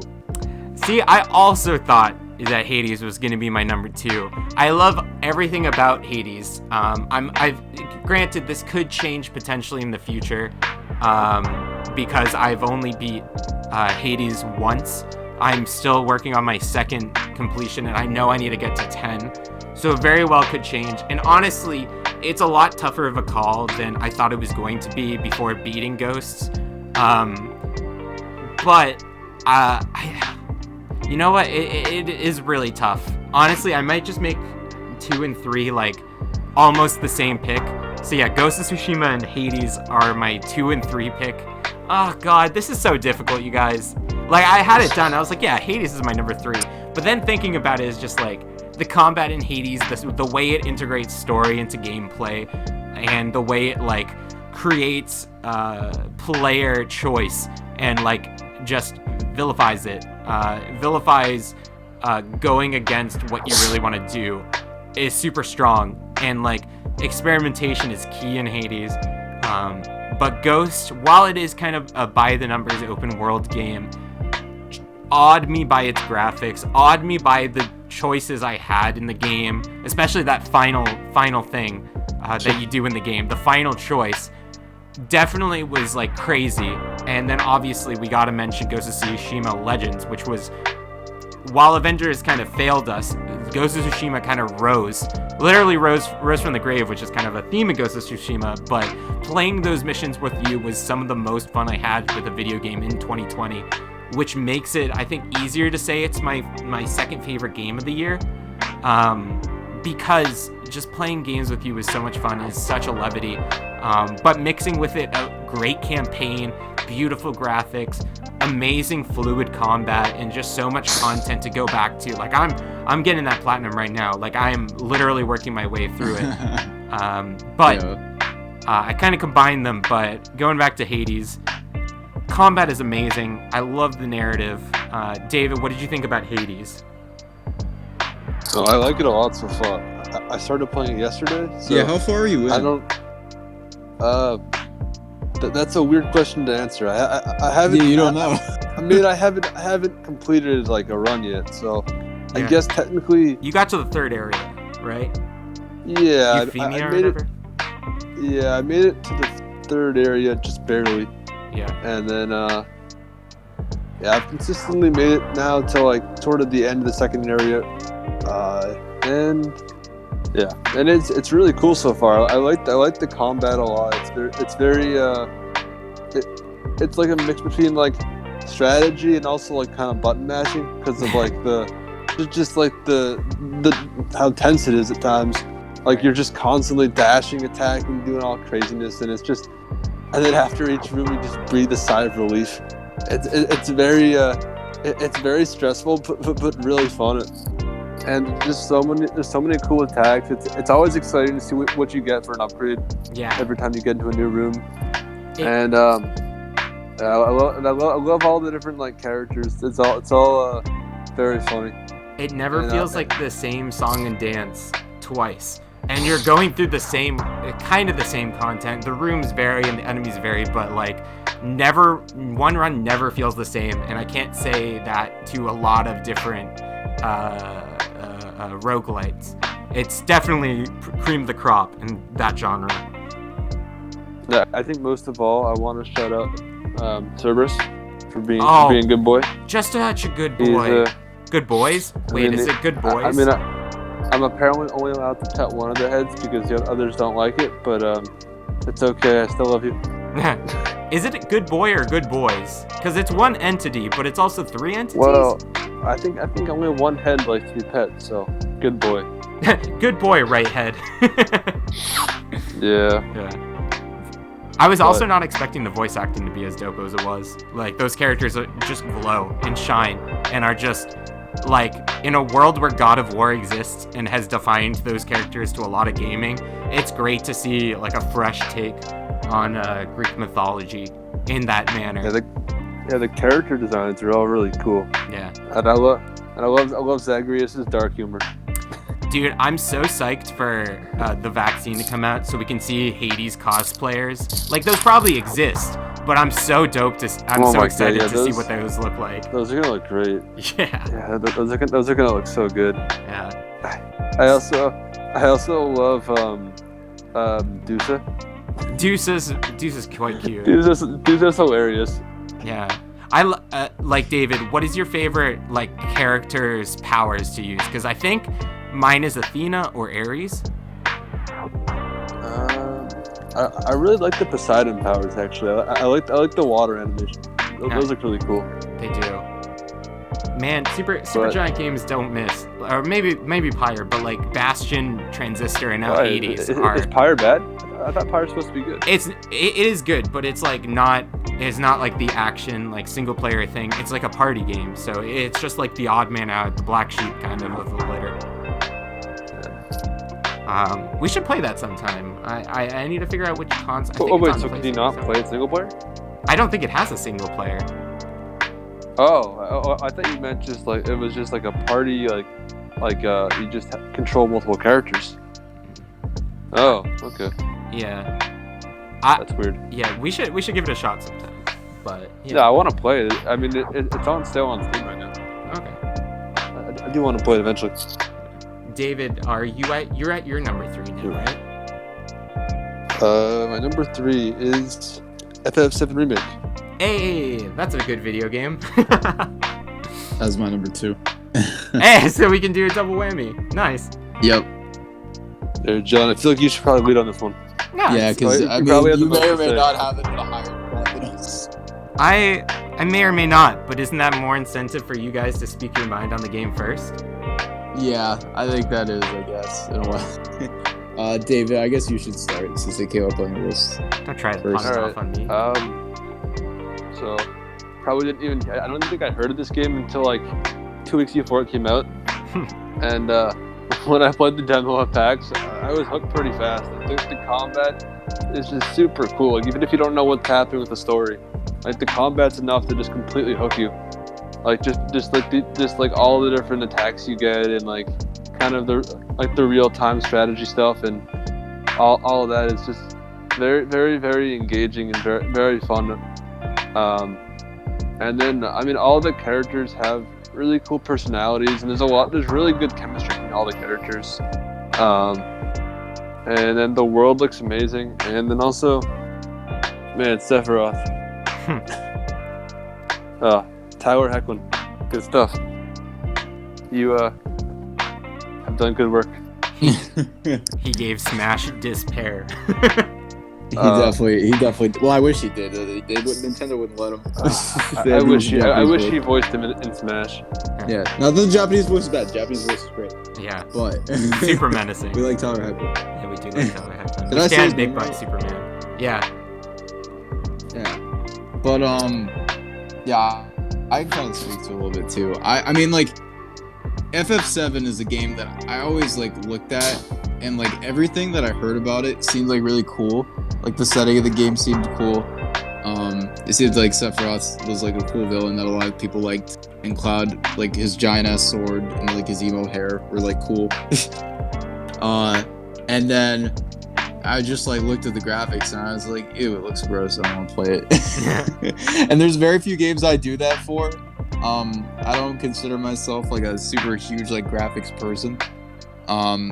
But yeah, I could never play FF7 because I didn't like how it looked. It just looked really blocky and gross to me, which is crazy because it was like a technical marvel when it came out. But I think playing FF7 Remake, just like getting a sense of that game's story, it made me want to go back and play the original FF7 because I just wanted to know like what the story was. Like it's an incredible experience from start to end. The gameplay does a pretty good job of blending like real-time battles with like RPG elements, and it was like turn-based RPG elements, and that was so interesting to me. And even though it's like somewhat flawed, I felt like it wasn't flawed because the system was flawed. I felt like looking back, I just didn't take the time to learn it as much as I could have. So when they like release the next game, I'm definitely gonna spend more time on it, just like learning the combat so it flows better. But yeah, I think they really nailed the combat. And I think looking back, most of the issues that I had with the game were just like a few of the filler moments that they added in the story. I think other than that, it was like pretty close to flawless, except for again the added story thing. But I'm not gonna go into that because I don't really think it bogs down the game nearly enough to talk about it. Yeah, great game. I'll save my thoughts for a later time. Yeah, we'll get back to that. We'll get back to it. So David, was that your? That was 3. That was 3. Okay. So then, John, what's your 3? My 3 was wait. Hades. Yeah, that's right. Dan, do you want to do your number 2? No, my 2 was FF7, so I already just talked about it. David, what is your number 2? Because I already discussed mine. Mine's Ghost. Okay, so yeah, my 2 is also Ghost. You start. All right. Well, samurais are really cool. The end. All right, Dan, what's your number 1? My number 1 is 13 Sentinels Aegis Rim, and like I mean I did that as a joke. I did it as a joke. I thought you were gonna tell me. I thought you were asking shit. Oh my god. Alright, well I'll go into it in more depth, but spoiler alert. Yeah, spoilers. Not that they don't already know mine, but yeah, spoiler alert. Yeah, it's a plot twist. Yeah. Alright, talk about Ghost. Alright. David. Well, we'll start with the open world. It's just everything looks stunning. even on like the OG PS4, which is pretty crazy because I think that's a big distinction. Because a certain game that came out recently couldn't run on that one. I won't name the game, but there's actually a few game, games that came out recently that can't run on that one. Yeah. well, but a certain very huge one that might have gotten lots of refunds. Yeah. I won't name it though. But I remember reading a review before I bought Ghost, like in the days before. Someone said like if you have like the original PS4, don't even bother playing it on there. And I got pretty scared and ended up buying it, and I'm not really sure what they saw because it ran really well. You know what I think they saw, David? HD graphics on a PS4 Pro. I mean, yeah, I'm sure it looks better on those, but like it looks really good on the OG. Like the load times were, compared to a lot of the things like we were playing before the PS5 came much out, better. Like they were among the quickest I've seen. Honestly, and the combat felt really good. Like, and there was a lot of combat, and it was really fun each time to just like take guys down from afar with your bow and arrow, and then like go in, just take on like hordes of enemies, like go for stealth takedowns, like stance all that switching. fun stuff. And yeah, the stance switching is really fun to just like turn from left to right and like just constantly changing stances, doing all kinds of craziness. And then not even that, it didn't even have to have like a great story, but it definitely has a really strong story that ends on a really nice personal note. Yeah. A lot of great side characters as well. Like, I feel like there are a lot of side quests, obviously, that are kind of just like, oh my lord, go deal with these bandits or whatever. But once you get into the characters that have a lot more depth, that are more integral to the story, and you get to see their backstory, see them fleshed out, see their failings, see them learning from themselves, and seeing how it grows, Jin, the main character, is really impactful in a way I was not expecting. Like, I didn't think some of my favorite characters of the year were just gonna be this chubby monk named Norio, who has this giant-ass naginata, and he's just like, yeah, my brother fell, and now I have all this responsibility thrust upon me. And still see him in the face of like this world-changing invasion, still be able to like have a moment of levity and like dealing with like a murdered family or a student betrayed or just this weird guy who's a traitor, Trader, as I had to make the distinction last night, who just wants to like swindle people but also finds like responsibility on himself because of events in the game. It's really cool, and they put a lot of depth and a lot of attention to detail. Like the fact they have an Akira Kurosawa mode that just is black and white grain filter. It sounds like Seven Samurai or like Yoshinbo or something. It is a game where attention to detail, I feel like, was their first concern because they knew they had to nail it, and they knocked the ball out of the park as opposed to just polishing the ball. That game is phenomenal. But I guess, I mean, the only like bad thing about it is that it feels like a lot of other open world games. It feels like the most polished Assassin's Creed game, probably of all time, which is no detriment to the game itself, but like, I mean, it is just another open world game, just in a sea of open world games, just one that stands out based on character, combat, and world design. Yeah, but the question is, in Assassin's Creed, can you cut the fox? You know what? Yeah. No. Doesn't that make it the best open world game minus Breath of the Wild of all time? I think also, like, one thing we didn't talk about yet is just, like, the immense fan service by Sucker Punch. It's been, like, has made the game even more enjoyable. Just, like, the way that they've patched everything really quickly and, like, like the Ghost, like the Legends mode and stuff, and, like, everything they've done has just been really, like, as shown, like the immense care they've put into that game. Free of charge, that's multiplayer mode. Final Fantasy 15 added it paid. So did Metal Gear Solid 5. Like, these big budget games were like, no, this is an extra mode. It has a lot of depth to it, and we worked really hard on it. So you guys gotta fork over money. And not saying that's bad. Like, it adds a lot more to those games, but they did it free of charge because it was their vision. And it was a damn good vision. Damn because that's good been my only experience with the game, and I've probably put like 30 hours into it with you guys. Yeah. See, that's how you know you made a great game. I've been playing the second best part of the game, and I think it's like at least a 9 out of 10. Yeah. Game's great. I just can't believe how good that game was. I turned around because I was like middling around in Act 1 for so long that I was like, I guess it's really good. And then you get to the story, and the combination of music, story, action, all that is sublime. It's definitely an amazing game. The best swan song I think the PlayStation 4 could hope for. By Absolutely. All right, Dan, I think we're at that time. What? Yeah. Number do I one. have to talk about. Do I That have to no talk one, about it? no one knows what your number one is, but Yeah. if you no want one to knows drop, what well, the actually, bomb. like they know what it's called, but they actually don't know what it is because nobody plays this game. Oh yeah. Literally, no one plays it, and it's gonna break my heart. But 13 Sentinels Aegis Rim is a game that I could probably go on and on about for like months on end. I could probably spend the entirety of 2021 talking about 13 Sentinels Aegis Rim and how great it is and how amazing it is. But I will not do that, and instead I will just say, play the game. Play the game. That is all I ask. Pick up 13 Sentinels Aegis Rim. You don't like it switches between visual novels and like some cool tactical RPG combat.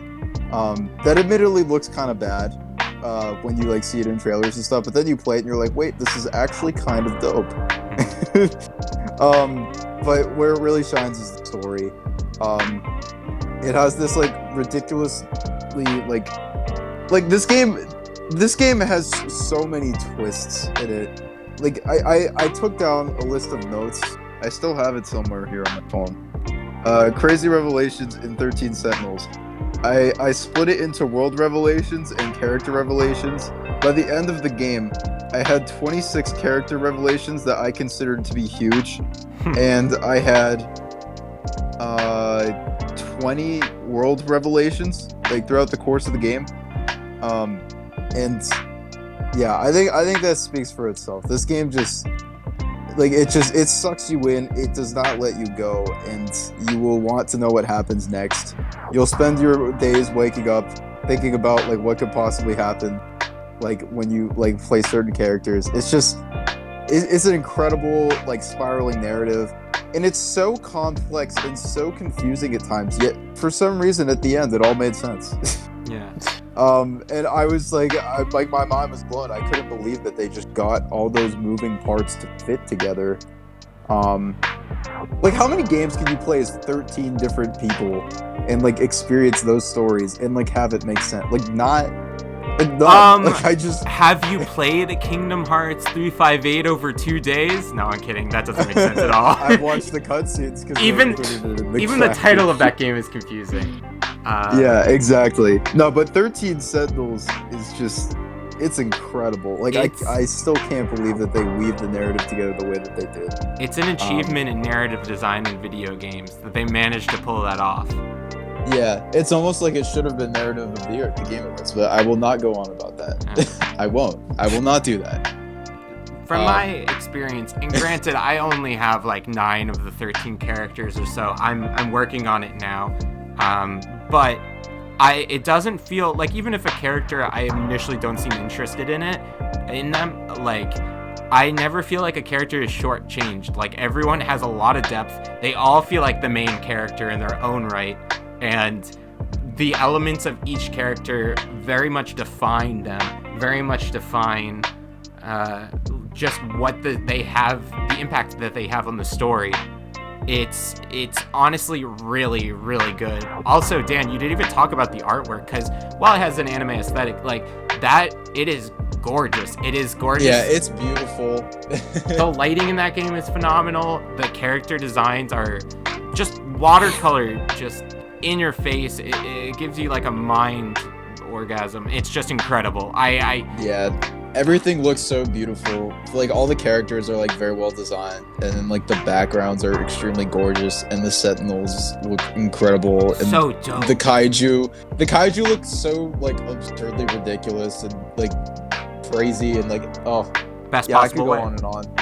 Yeah, in the best possible way. It's just Incredible game. Absolutely incredible game. There's very few games that have made me fall in love this quickly. Like with an entire genre almost. Right. Like you started recommending visual novels to me afterwards, and I just beat Zero Escape 999 last night. And like that, I wouldn't have played that game if it wasn't for 13 Sentinels. So I feel like I owe 13 Sentinels a lot. Yeah. We always gotta appreciate a game that can expand your palette, expand your horizons. And Yeah. just New Horizons. Hey, it's full circle. David's number one. No. Oh yeah, it actually is a full circle for Dan.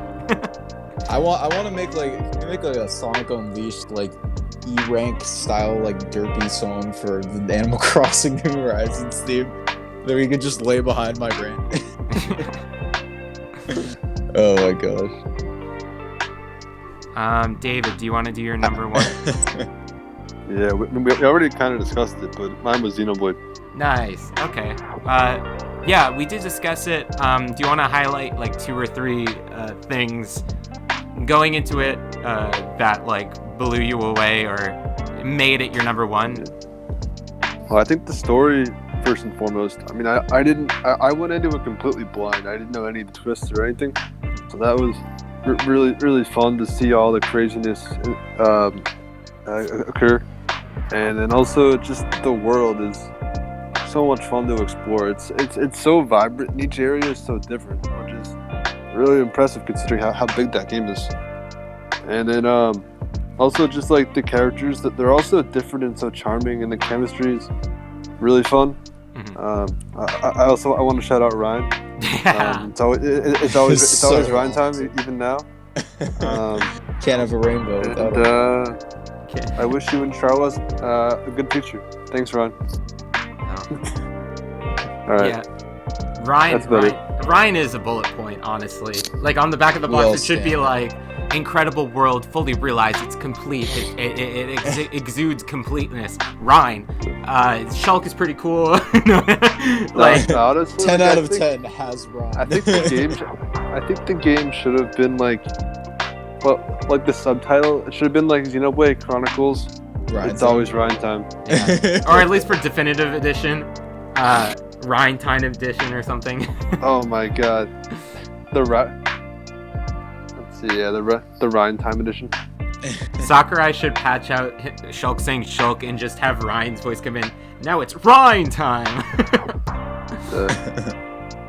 They should have added like a little spin-off like short game just based on Ryan. Mm-hmm. Oh my god, I would love that. I mean, I just want to see those characters again. Like seeing that, having that epilogue was really good because we got more time with Melia and Shulk and Ricky's kids. But I really do want a true follow-up for Xenoblade Chronicles. Probably something that connects it with 2 and maybe X, because those games are very, very closely tied, and I can see them making a sequel to both of them. Xenoblade Chronicles X confuses me a lot more than the first 2, too. Yeah, not the first 2. The main 2, I should say. Well, not the main 2, the numbered ones. The 2.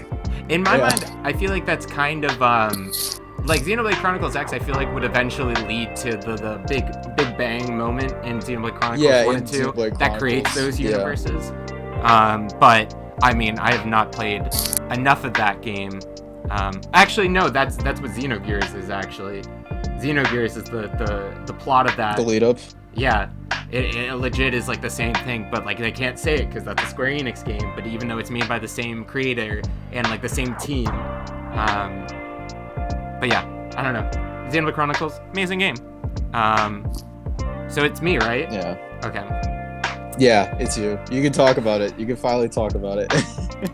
So when you talk about the greatest games of all time, games that had a lasting impact on not only video games, but popular culture as a whole, it's easy to pick out some popular hits from nowadays, like Portal, and you can pick out games like Last of Us, which was a cinematic masterpiece. You could pick out Knack, which sure did make every other game look better by comparison. So in that regard, it's one of the best games of all time. Yeah. Well, I mean, and then you can look at that too. Now you guys know why it's the first thing I played on PS4. It utilized the power. Exactly. And it also, once you play it, everything else looks better.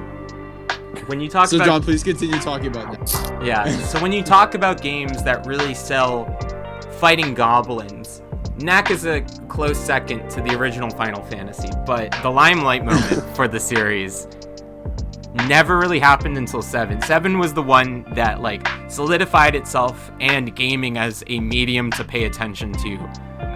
The original had such a lasting impact on people that people have created so many fan forums and theories, and like it's officially canonicized in Wreck-It Ralph, and it is a game that's impact has actually, I feel like, gone further than people who have actually played the game. So Final Fantasy VII Remake is a game that has to somehow approach that in the legacy it's lasted after 16, 17 years or whatever. It was a very daunting task. It's a game I've been anticipating since they first announced it at E3 2015, and it's a game, considering Square Enix's track record, should have been terrible. Should have been like a mess of a game. With how 15's tumultuous development was, with how 14 launched in a terrible state and got better over time, with how mismanaged I feel like a lot of projects have been for Square Enix lately, Kingdom Hearts specifically. It's great to sigh a deep relief that Final Fantasy VII Remake is as good as it is. The combat is probably the first thing that comes to mind when I think about this game. And there are a lot of things that are worth highlighting, but the combat, the way it melds turn-based combat of the ATB in the original game with the more action-paced game that Final Fantasy and Kingdom Hearts have been going for the greater part of like almost 2 decades now, is superb. The way they interweave that system, I feel like they finally nailed what they were going for, and not only 13 and 15, but just Kingdom Hearts as a whole. Like I feel like it picked up the slack where I feel like Kingdom Hearts 3 dropped off. Obviously the characters are fully well realized. They gave depth and appreciation to characters that have kind of been sullied in the years after 7's release. Cloud has been kind of just emo boy for the longest time, as opposed to the lost soul he kind of was in the original game. And Aerith is no longer just like this saintly god that no one can touch because she's perfect in every way. Nah, she's just like a goofball who loves life and like can say the word shit, and it's funny and it's great because like it's kind of just like, wow, this character is done right. Barrett has gotten the best of all. I feel like of all the characters, he benefited the most. So much depth. He has his view of the world is kind of not Cloud we're looking through. We're looking at the world through Barrett's view. Like we are following his ambition in this game. The way he cares about the planet, the people who are kind of destroying this planet.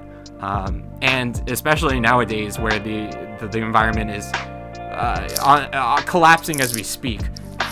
It's a message that resonates far more than it did in the original PS1 game. And now I gotta say, I played the original Final Fantasy VII when I was in middle school. It was a game that, yeah, the graphics look not good. Even back then, when we were still in like PS3, GameCube, Wii era, like yeah, it was stuck out like super dated. The translation was not the best at times.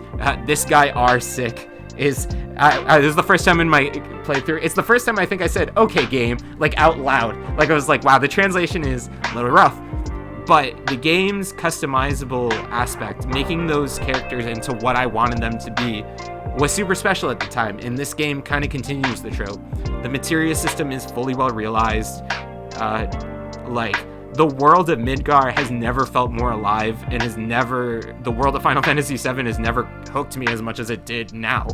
Just seeing that world kind of in the third dimension added a lot. People speaking around you, the way it interweaves side quests into narrative choices is something I really love in video games, and it does really well, even if you have to do it multiple times to go for the platinum. The music, oh my god, the music is so good in this game. Like, this is a game I kind of have to gush about, and I apologize for any listeners at home, but this is just like not only the best game I played this year, IMO, like it is now in my like top 15, 10, maybe even like top 5 games ever, because of how much it made me appreciate not only Final Fantasy VII Original, but just the franchise as a whole and the impact that the original game had on me as a kid.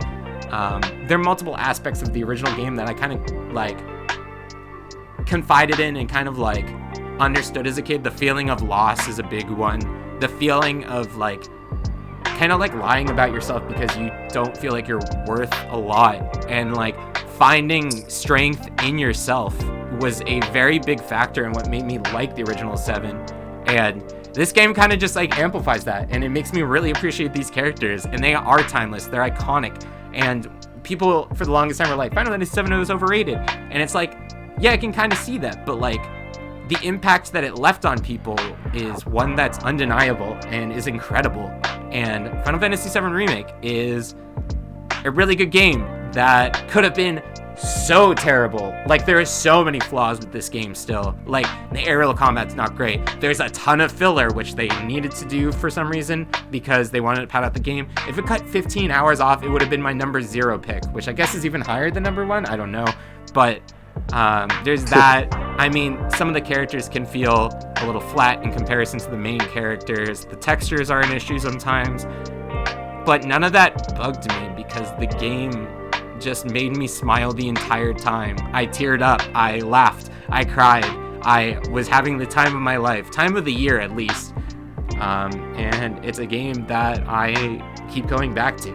And for that, it is my number 1. So, yeah, I don't know. Maybe I should write my 4th college paper on Final Fantasy 7 in the past 2 years because I've written 3 papers on it and all of them got 100s because I'm just so smart, you guys. Great game. So do you guys have anything to say about this game? I think you can write your paper on Final Fantasy VII Remake and how great it is, and I'll write my paper on how I think Animal Crossing is a great game, but it has flaws. I cannot believe how long for that. I'll write mine on Knack. I'll write his on Knack. Yeah, so like I'll talk good about game. how much I hate a thing that I love. John will talk about how much he loves the thing that he loves, and then David will just talk about Knack. It doesn't even fit into either category. It just is a game that defies category. It is a game that defies just like description. It is an experience.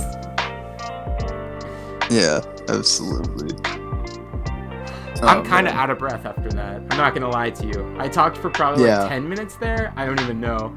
I talked for so long about that. I apologize. No, it's cool. I mean, I think my thing with FF7 was just like the scale of it. Like, I think it genuinely felt like I was playing like a really cool action movie. Yeah. Like, and like, I don't think I've ever had a game feel like that. You know, it's just like, the only reason that FF7 Remake wasn't my number 1 was because it's an incomplete game. It's just one part of a huge story. So I didn't feel like I could make it a number 1, but I think if I had that connection to the original game, like if I had played it when I was younger like you did, I think for sure that would have been my number 1 of the year without question. Yeah, the caveat that there's required reading is a big hamper on the game.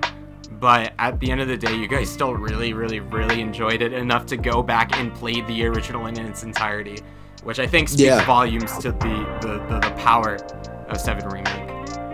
Absolutely. It may not be the best game that came out this year. There's a ton of flaws, but it is my favorite by far. Yeah, and I don't think either of them are overrated. I feel like people like take FF7 Remake for what it is, and people take FF7. I mean, I think in the past maybe some people like hyped up FF7, but like, I don't know. Like, can you really blame them? Like, it pushed the graphics for the time. You know, there wasn't a lot of polygons in the days of FF7, so people like that was a new thing, and like a lot of people were like really mesmerized by it. And a lot of people were really mesmerized by like the story and the characters, and like it again, but the game has a great story. I don't know. I feel like people take FF7 for what it is. Like even the people who love FF7 now will say that it like looks dated. You know? Yeah. Like I don't think it's overrated. Yeah, a lot of Like people. I feel like the it. people who like FF7 acknowledge its flaws. Like Yeah. I don't think people try to deny it anymore. Maybe they used to, but they definitely don't now. Like the first thing that I hear when I hear people talk about FF7 generally is like, well, it's kind of dated looking, but Yeah. It's like funny. I feel like most of it goes like that. It's funny how like both FF7 games elicited a response of, "Oh man, them graphics," in both polar opposite areas. Like, for completely different reasons. Because FF7 Remake is, oh my goodness, OnlyFans. OnlyFans the game. Man, the it hand definitely massage. It definitely needs a hand massage and an OnlyFans to go along with it. Yeah. Well, that was there is absolutely nothing like viewing that game. there was I was kind of doing the hand massage moment the entire game. Like that was my experience with 7 Remake. That was wow. Need some tissues. For my tears. In my Yeah. movie. For my tears when the moment happens that we all know. Oh no. When Hell House comes out. But we don't know if that'll happen anymore. That's a whole separate conversation. But yeah, I guess that's it, right? We kind of went through our top 5. Should we just like go through? Like, should we recap like what we put like just in order? Yeah. Yeah. So my top 5, and I guess should we pass it to David and then you? Because I guess that's the order we've been doing things. Yeah. So I had 5 Animal Crossing New Horizons, 4 Astro's Playroom, 3 Spider-Man Miles Morales, 2 FF7 Remake, and then 113 Sentinels you just read. Alright, I've got 5 Sayonara Wild Hearts, 4 Spider-Man Miles Morales, 3 Final Fantasy Remake, 2 Ghost of Tsushima, and 1 Xenoblade Definitive Edition. Yep. And I had 5 Xenoblade Chronicles Definitive Edition, 4 Spider-Man Miles Morales, 3 Hades, 2 Ghost of Tsushima. Remember, those 2 are kind of interchangeable, but both have extreme highs. And obviously, number 1 was Final Fantasy VII Remake. Whew. Nice. Can we just like say on 3, fuck 2020? Yeah. 1, 2, 3, fuck 2020. 2020. It was such a bad year. But honestly, like in terms of games, I felt like it was pretty good. Like I felt like the games that released this year, like again, few big exceptions. But Except for now. one extremely major exception. Yeah. The games delivered this year. Pretty much, I felt like every anticipated release that came out in 2020, with the exception of like Cyberpunk, was like a pretty good game. Yeah. Well, I mean, Avengers was, but I don't know, because like I feel like we all saw the enjoyed war it. table. I feel like when we all saw the war table for Avengers, we all got like a little skeptical. So like, you know, Yeah. like I don't know. Yeah. I never felt like the hype that we had for Avengers was like nearly as high as it like could have been, which is crazy Right. because it's Avengers. But Yeah. but yeah, I think in terms of like games that were super hyped this year, I think the only 2 that really didn't deliver. Because like I don't know if I consider Avengers a super hyped game, just because I feel like people were always a little skeptical of it. Yeah, I guess that's a good point. And if anything, I feel like our skepticism made the single player just better by comparison. Like that was a good like 7 or 8 out of 10 Marvel story, I guess. Yeah, I like the story in Avengers. It was kind of like cheesy and stuff, but I mean, I don't know. I feel like people get like overly weird about cheesy things. They're like, oh, it's cheesy, so it's bad. And I'm like, no, like cheesy things can be good. Like I'm a Sonic fan. I love cheese. Yeah. And cream. You know, and like comic books have always been about like cheesy stuff. So like anytime a comic book like movie or game does like some cheesy shit, I'm just like, that's what it's supposed to be like, you know? Par for the course. I mean, the cheesiness wasn't the problem. Yeah. Yeah, that was fun. The cheesiness was fun. Like I've seen people say that they like didn't like the game because like Kamala Khan was cheesy, and I'm like, I think that's dumb. Like comic That is books her are character. cheesy, so Yeah. comic books are cheesy. She's meant to be cheesy. Like I understand if you think that she fangirls out like maybe a little bit too much, like that's fine. But I don't know. I didn't find it that intrusive. Boy, do I not have a I Disney think Plus the show biggest for problem you. with the story. Yeah, exactly. Yeah, Don't watch Miss Marvel if you're gonna complain about Kamala Khan and Avengers, because I'm assuming it's probably gonna be more of the same. Or probably a little bit And better. I think the bigger problem in the story is that like after the early part of it, MODOK appears like 2 or 3 times maybe. Yeah. He's barely in it. You just fight a bunch of like boring robots for most of it. Yeah, and then they also like kill off Cap, but he's not dead. You can play him at multiplayer, so it's like why even bother? Just like taking away for like most of the game. But anyway, yeah, that's Avengers. It's also weird that like if you're gonna have you play as like 6 characters, why is the story so short? Yeah, that's so like, true. Like literally every like 2 levels you change characters because the story's so short. Man, if they made the 4-player narrative action game that we kind of wanted and like they were trying to go for, but it didn't really like hit hard, I feel like that would have been easily on my top 5 list. But I mean, hopefully they can improve it in the future. Maybe they can like Final Fantasy XIV resurrect it and make it just like what everyone wants. But until then, it remains on the game that we tolerated for like 60, 70, 80 hours. Just because it was it was like okay, we're back from work or whatever, and we're just like talking and we need some part was just like laughing all the glitches.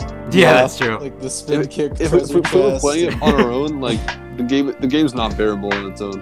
Yeah, exactly. Yeah, none of us wanted to play it by ourselves that much. Except for John, like a little bit sometimes. I wanted to get the platinum, and then I realized, oh, this is a monotonous grind that I do not. And then you realized, oh wait, I wanted to get the platinum in Marvel's Avengers. Yeah. Then I realized, what am I doing with my life?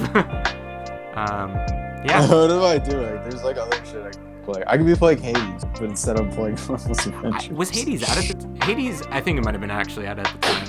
Yeah. I think that was around Let's the time see. it When did came it? out, Let's and it was see. like starting to get some more buzz, but I can't remember. Was it September?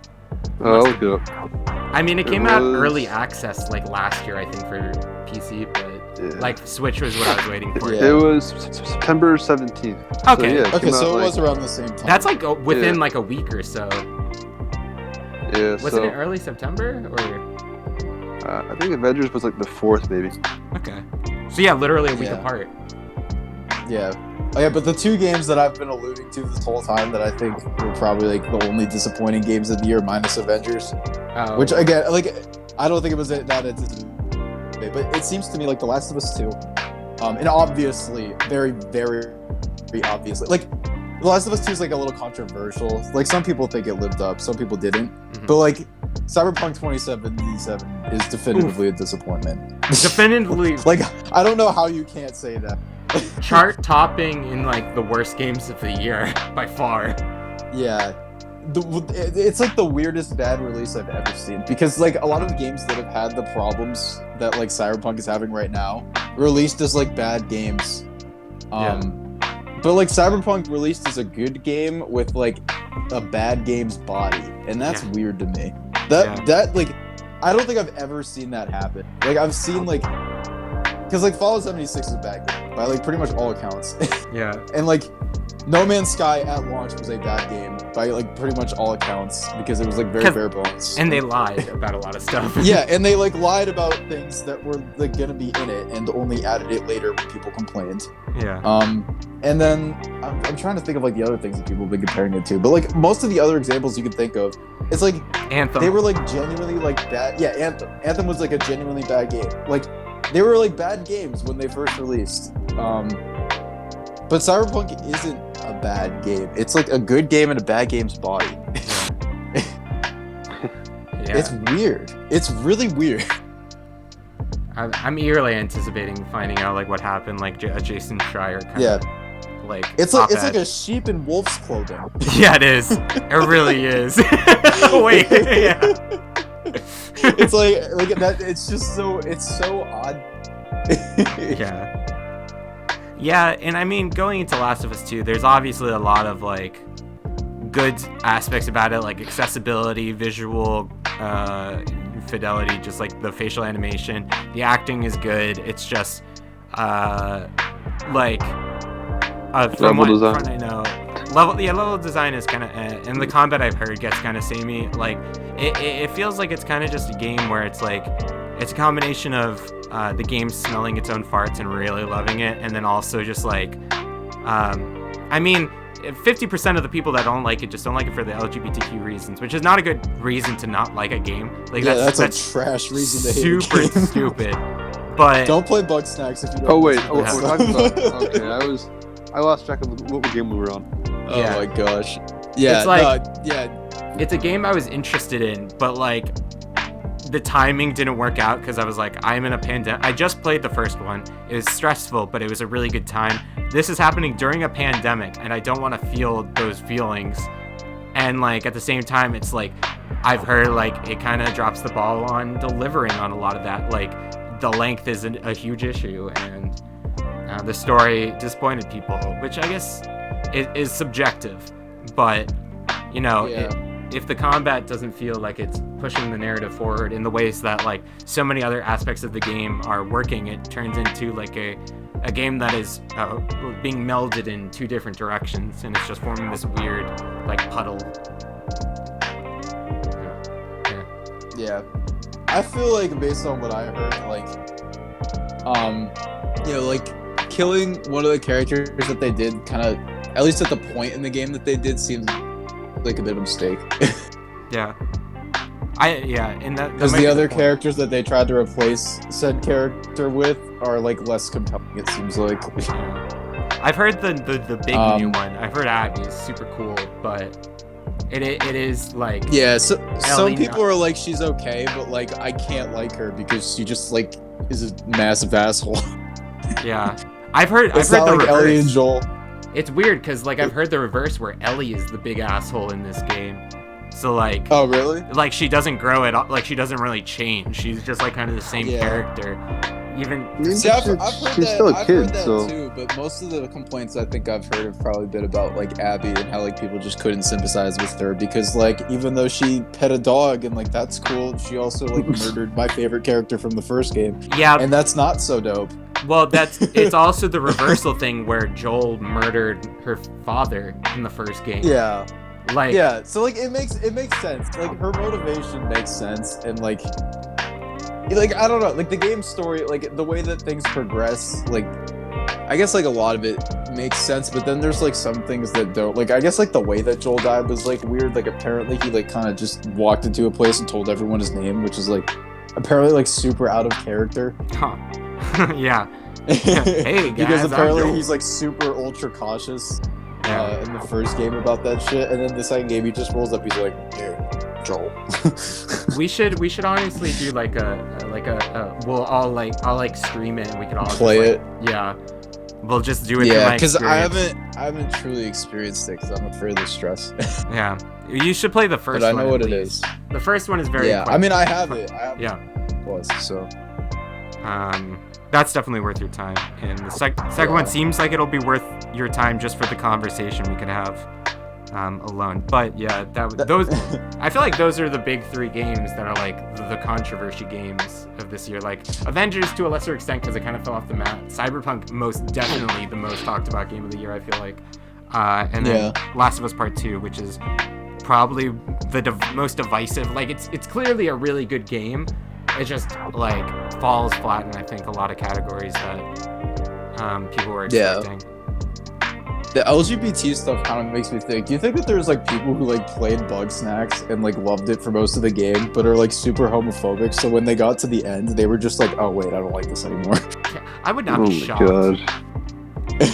I would not be I shocked feel like if there they're like, has to be fuck people Chinlo. like on like internet forums somewhere that are just like, I was playing Bugs and I was having a very fun time, and then all of a sudden I learned that two characters were gay, Fork Did and I now have to I say- don't like it. Then there are plenty of reasons not to like getting in that game. That's not one of them. That is Yeah. not one of them. That is like one of the most sweetest, most wholesome moments I've ever Bug seen. Snacks is too political. I don't like it.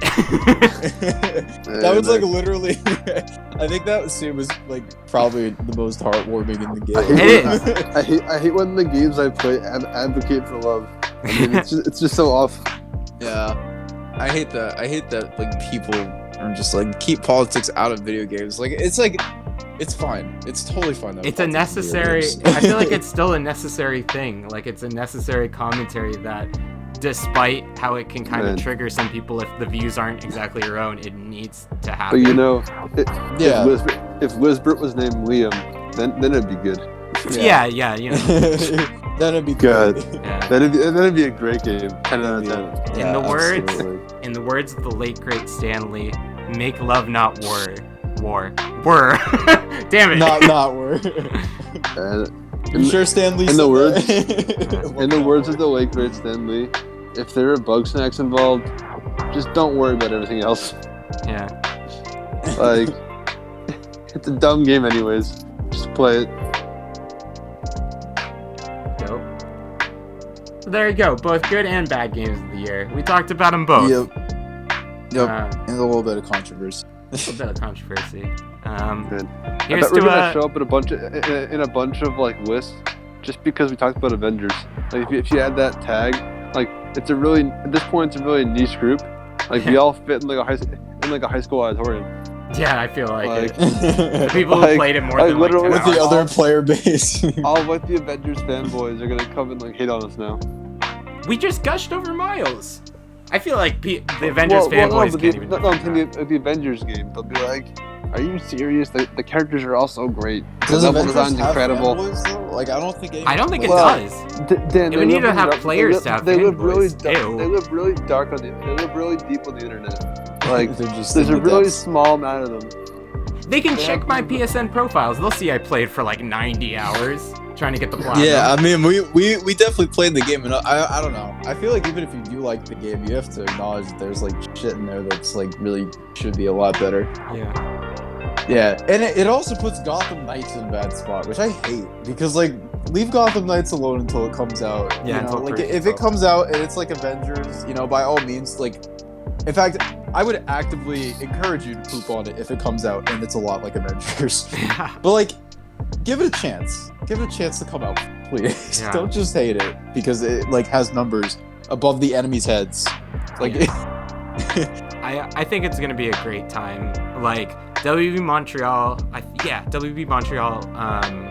I mean, Arkham Origins was very, very good. So I see no reason why this can't be good, because they've taken so much time to build it. Like it's taken so much time that I feel like it's gonna be exceedingly well polished. In a way that I feel I like believe Avengers in them. probably won't. Yeah. I believe in them, and they're delaying it too. So I have faith. I have faith that the game Wait, can what? at least be good. No, I think it was originally supposed to. Actually, I don't know if it was originally supposed to come out early 2021. I might be wrong on They that. said it was like just tentative 2021, and then I think they hinted at it on Twitter when Gotham Knights is coming out. Okay, so they didn't delay it. They were cautious about the release date. Yeah, I think they said sometime in like either April or August or something, like yeah, summer. they may have resubmitted it July. There was like something that they posted. Yeah. Maybe David, did you send that, or was that There someone else? I think that was me. I don't know. There was Oh, like a it might have calendar been thing. Yeah, and there was like a wall in the background with a date on it. Yeah, we'll have to check that. But honestly, I feel like that would be a fun topic. Let's talk about our like next week. We'll probably talk about like most anticipated games for 2021 and like speculation, I guess, based on stuff. Yeah, because I've this heard. year's All right, This God year's of War. crowded, End the though. pod. Yeah, we know that. We know we're gonna. Well, Yeah, I actually, know. that's gonna be a big talking point because I refuse to believe that the game is coming out next year. I refuse. That yeah, game. I agree. I don't see how it could.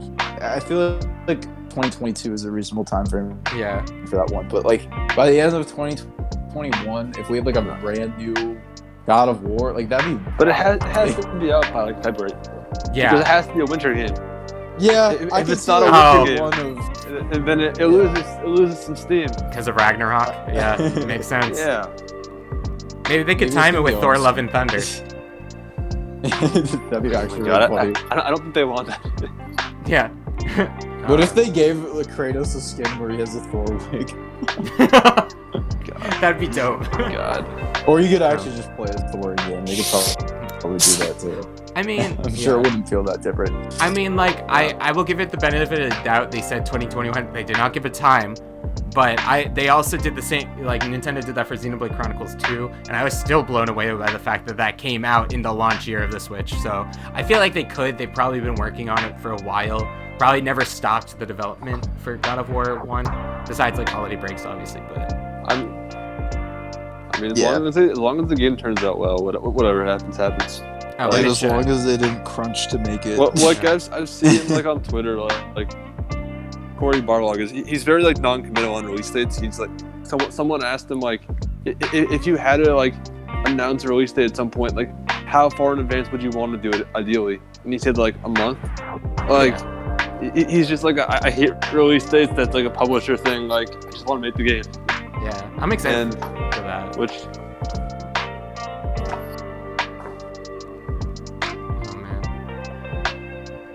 All right. Like I mean, I feel like they'll be given all the leeway they need because like that's all they make. Yeah. Like they're not gonna. Well, they make a lot more than that. If they botch that game. I mean, granted, that's probably that's all they made. That's like the only game they made since their first game. Yeah, I would imagine. So they don't want them to botch God of War. Yeah. Okay. Well. That piques your interest for the types of conversations we'll hear about next week. But yeah, thanks for listening. Dan, give your patented outro. My patented outro? Yeah, thank you for leading into it. I know you're ready for this. Get ready in 3, 2, 1, outro! Thank you for watching. I love Final Fantasy VII Remake, and so do John and David. Bye. Yeah. Bye, Knack. Bye. Oh, David, I didn't ask for your patented outro. I knew you were gonna say that. That's why we keep you locked up in the cage at the end of the episodes. All right, bye.